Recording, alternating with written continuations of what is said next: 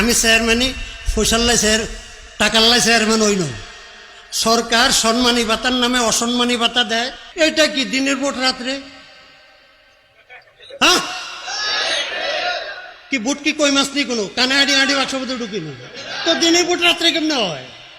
তো বাক্স এখন কার হক কেন্দ্রে লই গেল? দোয়াতা লাড়ি লই কিনলে বার হইলেন না। আমি চেয়ারম্যানই ফয়সাল্লাই স্যার টাকাল্লাই চেয়ারম্যান হইল। সরকার সম্মানী ভাতার নামে অসম্মানী ভাতা দেয়। কি আগে তো ছিল আরো অনেক কম, 10,000 টাকা ঘোষণা করছে, তাও সরকারের ফান্ডে টাকা নাই। এই জন্য উপজেলা থেকে দেয় কত? 4,500।